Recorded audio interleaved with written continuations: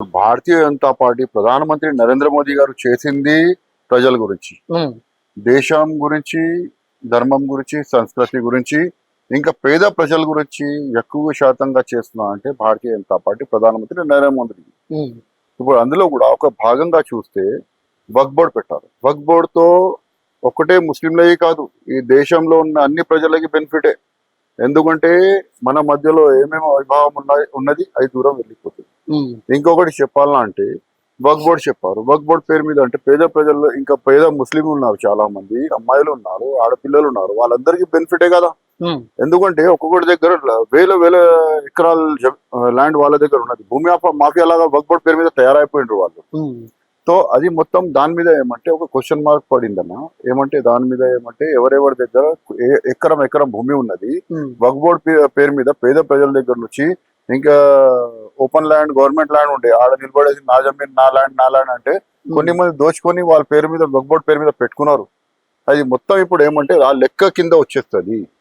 ఆ లెక్క రావాలంటే ఆ లెక్కలు వచ్చిన తర్వాత ఎకరం ఎకరం భూమి గవర్నమెంట్ నాలెడ్జ్ లో వచ్చేస్తుంది. ఎందుకంటే మన దేశంలో ఉన్న తర్వాత మన దేశంలో ఒక కాన్స్టిట్యూషన్ ఉన్నది. మన భారతీయ జనతా పార్టీలో అంతకుముందు మన ఫౌండర్స్ ఉన్నారు కదా భారతీయ జనతా పార్టీ, వాళ్ళు ఏమన్నారంటే ఒకటే దేశం, ఒకటే ధర్మం, ఒకటే చట్టం. ఎట్లా అంటే పేద ప్రజల గురించి కొట్లాడే పార్టీ ఒకటి బీజేపీ పార్టీ, ఆ దేశం గురించి మన ప్రజల గురించి ఆలోచిస్తుంది ఒకటి పార్టీ భారతీయ జనతా పార్టీ. అదే విషయంలో చూడాలంటే మన భారతీయ జనతా పార్టీ తెచ్చింది వక్ఫ్ బోర్డ్ అమెండ్మెంట్ బిల్. అది పేద ప్రజలకి ముస్లింలకి బెనిఫిటే. ఇంకా ఇప్పుడు వక్ఫ్ బోర్డ్ కింద ఇవాళ సాయంత్రం దారుసలాంలో మీటింగ్ పెట్టుకున్నారు. ఒక మౌలానా తెచ్చుకున్నారు. ఎక్కడి నుంచి తెచ్చుకున్నాడో ఏం చేసుకున్నాడో తెలియదు. ఆ మౌలానా ఏమంటున్నాడు, నేను ముస్లిం పర్సనల్ లా బోర్డు మీటింగ్ పెడుతున్నా. అది కూడా ఏడా పెడుతున్నాడు? AIMIM పార్టీ ఆఫీస్ లో ముస్లిం పర్సనల్ లా బోర్డు మీటింగ్ పెట్టుకుంటారా? దేశంలో ఒక చట్టం ఉన్నది మన భారతదేశంలో, అది బాబాసాహెబ్ అంబేద్కర్ రాసిన చట్టం ఒకటి ఉన్నది, కాన్స్టిట్యూషన్. దాని ప్రకారం వెళ్తారా, లేకుంటే ముస్లిం పర్సనల్ లా బోర్డు కింద వెళ్తారా, లేకుంటే షరియా లా కింద వెళ్తారా? వాళ్ళు లా ఒకటే ఉన్నది దేశంలో. అది బాబాసాహెబ్ రాసిన లా, ఆ ప్రశ్న ఒకటే ఉన్నది. బాబాసాహెబ్ రాసిన ప్రశ్న ఉన్నది మన దగ్గర, కాన్స్టిట్యూషన్ ప్రశ్న. దాన్ని చూసి ఇప్పుడు మన ఈయన బ్యారిస్టర్ ఉన్నారు, అన్ని తెలుసు. బ్యారిస్టర్ ఎవరు? అసదుద్దీన్ ఓవైసీకి ఆయన సొంత బెనిఫిట్ గురించి వాళ్ళ సాయంత్రం మీటింగ్ పెట్టుకున్నారు. ఇంకొకటి మన హైదరాబాద్ తెలంగాణలో శాంతియుతంగా ప్రజలు ఉన్నారు. ఈ ప్రజల్ని రెచ్చగొట్టడానికి దారుసలాంలో హిందూ ఏరియాలో మీటింగ్ పెట్టుకున్నారు. ఇంకా వాళ్ళకి రావడానికి పోవడానికి హిందూ ఏరియా నుంచి దారి ఉన్నది. మళ్ళీ యాంటీ స్లోగన్ ఇస్తే ఎవరు బాధ్యత వాళ్ళకి? ఈ గవర్నమెంట్ కూడా, ప్రభుత్వం కూడా ఇప్పుడు MIM పార్టీకి సపోర్ట్ చేస్తున్నది. ఆ మొత్తం అరేంజ్మెంట్ మొత్తం కాంగ్రెస్ పార్టీ ప్రభుత్వం చేయి ఉన్నది. అరేంజ్మెంట్ లో కూడా మొత్తం ఆ మున్సిపల్ ఇంకా వాటర్ డిపార్ట్మెంట్ MR మొత్తం అరేంజ్మెంట్ గవర్నమెంటే చేస్తున్నది ఇప్పుడు వాళ్ళ గురించి. మళ్ళీ ఆడ ఎంత జిమ్మెదారీ తీసుకున్నారు కదా అన్న గవర్నమెంట్. MIM పార్టీ వక్ఫ్ బోర్డ్ పేరు మీద మీటింగ్ ఉంది కదా సాయంత్రం. ఆ సాయంత్రం జిమ్మెదారీ ఎవరి పేరు మీద ఉంది? ఇప్పుడు కాంగ్రెస్ పార్టీ పేరు మీద ఉంది, అలయన్స్ పార్టీ పేరు మీద ఉంది. ఆ ప్రభుత్వం కూడా కాంగ్రెస్ పార్టీది, అలయన్స్ పార్టీ ఎవరిది? MIM పార్టీది ఆ బాధ్యత. కానీ సాయంత్రం మీటింగ్ అయిన తర్వాత ఏమైనా అల్లర్లు సృష్టిస్తే, గొడవలు ఏమైనా జరుగుతాయి, హిందూ ముస్లిం గొడవలు, వాళ్ళు ఏమైనా యాంటీ హిందూ వ్యతిరేకంగా మాట్లాడితే, స్లోగన్లు ఇస్తే మళ్ళీ హిందువులు ఊరుకుంటారన్నా? కావాలన్నా మీరే అన్నారు కదా, ఇప్పుడు హైదరాబాద్ జిల్లాలో ప్రజలు నిజంగా ప్రశాంతంగా ఉన్నారా? హిందువులు, క్రిస్టియన్, ముస్లింస్ అంతా కలిసి ఉన్నప్పుడు అన్న ఒకటి చూస్తే ముస్లింస్ కొన్ని ఉన్నారు, పాత ముస్లింస్ ఉన్నారు, వాళ్ళు సపరేట్ గా ఏదో బిజినెస్ చేసుకుని బ్రతుకుంటున్నారు. హిందువులు కానీ క్రిస్టియన్స్ అంటే తక్కువ మంది కనిపిస్తారన్నా, ఎక్కువ మంది కనిపించారు. వాళ్ళు ఏదో సండే ప్రోగ్రామ్ చేసుకుని వెళ్ళిపోతారు, వాళ్ళే ప్రాబ్లం ఉండదు. కానీ మన ఓల్డ్ సిటీ విషయంలో అంటే హైదరాబాద్ అసదుద్దీన్ పార్లమెంట్ ఏరియా ఉంది కదా, హైదరాబాద్ భాగ్యనగర్ అంట, హిందువులు భాగ్యనగర్ అంటారు. ఇంకా చార్మినార్ అంటే చార్మినార్ అందరికీ తెలుసు, historical place. So historical place, అక్కడ గుడి కూడా ఉన్నది, భాగ్యలక్ష్మి మాత గుడి ఉంది అక్కడ. ఆ సరౌండింగ్ ఏరియా గురించి చెప్పాలంటే అక్కడ మొన్న రంజాన్ ఉండే, అల్విదా జుమ్మా పేరు మీద రోడ్డు మీద నమాజ్ చదివిండు. అది ఎట్టా అంటే మన కాన్స్టిట్యూషన్ లో ఒకటి ఉన్నది, మీకు గల్లీ ఒకటి మస్జిద్ కట్టుకున్నారు. గల్లీకి మీరు మైదాన్లో ఉన్నది, గ్రౌండ్స్ ఉన్నాయి, అన్ని ఉన్నాయి. కానీ రోడ్డు మీద చదవాలంటే మీరు కావాలన్నమని హిందువులకి రెచ్చగొట్టడానికి మీరు రోడ్డు మీద వచ్చి నమాజులు చదువుతారు.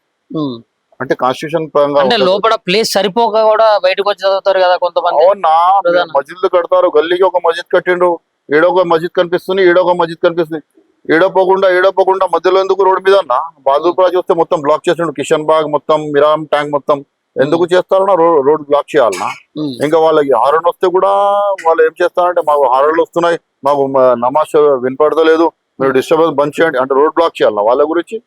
అరే యూపీ పోయి చూడండి అన్న, ఇప్పుడు ముస్లిం అంతకుముందు వ్యతిరేకంగా ఉండే యోగిజీకి, ఇప్పుడు ముస్లిం కూడా సమర్థిస్తున్నారు, సపోర్ట్ చేస్తున్నారు. మొన్న ఎంత పీస్ఫుల్ గా నమాజ్ అయింది వాళ్ళది. ఈడ కూడా గట్లనే తయారైతే మళ్ళీ యోగిజీ లాగా ప్రభుత్వం వచ్చేస్తే మళ్ళీ వీరు పరేషాన్ అయిపోతారు. మళ్ళీ ఇప్పుడు అసదుద్దీన్ ఓవైసీ ఎట్లా ఉన్నారంటే, ఇప్పుడు చెప్తా వక్ఫ్ బోర్డు బిల్ గురించి చెప్తున్నారు. 7 days సుప్రీంకోర్టు కూడా మనకి శాంతియుతంగా ఉండాలన్నా, ఇప్పటి వరకు మీరు హలఫ్నామా తయారు చేయరు, అప్పటి వరకు మీకు ఏం కాదు, టెన్షన్ పడాల్సిన అవసరం లేదు, మేము ఆపుతున్నాం అప్పటి వరకు 7 days వరకు. సో ఆపుతున్నామంటే వక్ఫ్ బోర్డుకి మన లోక్సభ నుంచి రాజ్యసభ నుంచి అమెండ్మెంట్ అయిన తర్వాత కూడా ఆపుతున్నారంటే సుప్రీంకోర్టులో ఒక రేట్ వచ్చింది. కానీ వచ్చిన తర్వాత ఆపుతున్నా అంటే మీరే కూడా ఆగిపోవాలన్నా. కానీ ఆగిన తర్వాత కూడా సుప్రీంకోర్టు ఇచ్చిన మధ్యలో కూడా మీరు ప్రొటెస్ట్ చేస్తున్నారు. ఎవరికి ఎట్లా చేస్తున్నారు ప్రొటెస్ట్? దేశానికి కాన్స్టిట్యూషన్ కి వ్యతిరేకంగా చేస్తున్నారు కదా మీరు.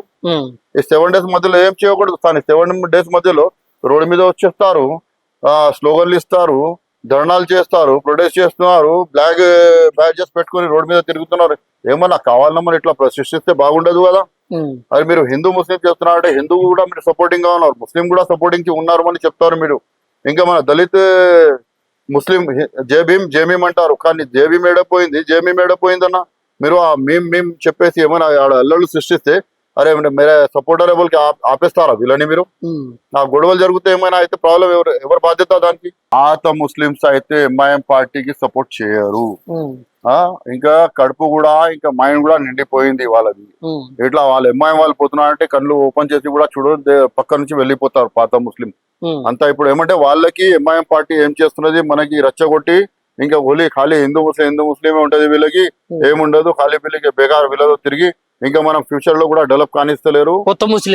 పాత ముస్లింస్ కొత్త వాళ్ళు ఎవరన్నా, కొత్త వాళ్ళు రోహింగ్యాలు ఉన్నారు, బంగ్లాదేశీస్ ఉన్నారు, బీహారీలు పెట్టుకున్నారు. బంగ్లాదేశ్ లో గొడవలు అవుతున్నాయి, ఎవరు చేస్తున్నారు? రోహింగ్యా ఇంకా పాకిస్తాన్ సృష్టించేది కదా నాది. చైనా పాకిస్తాన్ సృష్టించే ఎవరు? పాకిస్తాన్, బంగ్లాదేశీ, బీహారీ ఇంకా రోహింగ్యా వాళ్ళే చేస్తున్నారు కదా నా గొడవలు. ఇంకా వెస్ట్ బెంగాల్ లో జరుగుతుంది మమతా బెనర్జీ. ఆ గొడవలకి బాధ్యత ఎవరు వహిస్తున్నారు? మొత్తం ఇన్ఛార్జ్ గా ఉన్నారు. ఆ పోలీస్ డిపార్ట్మెంట్ ని పట్టుకొని మమతా బెనర్జీ చేపిస్తున్నది కదా. ఆడ ఎవరితో చేపిస్తున్నారు? రోహింగ్యాలతో చేపిస్తున్నారు, బంగ్లాదేశ్ చేపిస్తున్నారు. ఈడ కూడా గట్టనే, ఈడ కూడా హైదరాబాద్ లో మన ఆటో నడిపించే వాళ్ళు మాక్సిమం గా 90% వాళ్ళు రోహింగ్యాస్ వచ్చిండ్రు. ఇంకా మన హోటల్లో పని చేసే వాళ్ళు వాళ్ళే ఉన్నారు, బంగ్లాదేశ్ ఉన్నారు. ఎవరు ఉన్నారు మన లోకల్లో? 30% లోకల్ వాళ్ళు ఉన్నారంటే, లోకల్ ముస్లిం ఉన్నారంటే 70% ముస్లిం బయట నుంచి వచ్చేసిండ్రు. వాళ్ళు ఏం చేస్తున్నారు? గల్లీకి ఒక మస్జిద్. వాళ్ళు నిజంగా ముస్లింస్ అయినా లేకుంటే పక్క రాష్ట్రంలో అంటే రాష్ట్ర భాష ప్రాంతీయ భాష హిందీ కాబట్టి హిందీ వచ్చిన వాళ్ళందరూ కూడా ముస్లింస్ గా చెప్పబడుతున్నారు? లేదన్నా ఒకటి చెప్తా. ఇప్పుడు బంగ్లాదేశ్ నుంచి వచ్చిండు మన దగ్గర, పాకిస్తాన్ నుంచి కూడా వచ్చిండు. లోపల ఎట్లా వస్తారన్న వాళ్ళు, అది కూడా ఒక క్వశ్చన్ పాయింట్ ఉంటది. లోపల వచ్చిన తర్వాత వాళ్ళకి ఓటర్ కార్డు అరేంజ్ చేస్తారు. ఎవరు చేస్తారు? MIM party. బయట వాళ్ళు ఎవరు చేయరు, లేకుంటే కాంగ్రెస్ చేస్తారు. ఆడ ఎవరికి ఇంకా బీహార్ లో యూపీలో ఎవరికి కావాలన్నా ఆ సమాజ్వాదీ పార్టీకి కావాలి, వాళ్ళు చేస్తారు. డూప్లికేట్ ఓటర్ కార్డు ఉంటది, డూప్లికేట్ ఆధార్ కార్డు ఉంటది, డూప్లికేట్ రేషన్ కార్డు ఉంటది, ఒరిజినల్ పిల్లలు ఉంటారు. అంటే 12 పిల్లలు. మన హిందువులకి 2 పిల్లలు, ఇద్దరే ఉంటారన్న. ట్యాక్స్ మనం కడతాం, తినే వాళ్ళే కూడా 12 మంది ఆ పంచశాపాలు తింటారు. మొత్తం వాళ్ళకి మేము తినిపిస్తున్నామన్నా. కానీ ఎట్లా అంటే ఇప్పుడు మన పాపులేషన్ ప్రకారంగా మనం ట్యాక్స్ కట్టి మన దేశానికి అభివృద్ధి చేసుకోవాలన్నా, డెవలప్ చేసుకోవాలని మనం అంటూ ఉంటే వాళ్ళు ఎంతో మంది వందల లక్షల సంఖ్యలో మన దేశంలో వచ్చేటట్టు. ఇంకా మన దేశానికి కావాలన్నా మరి వాళ్ళ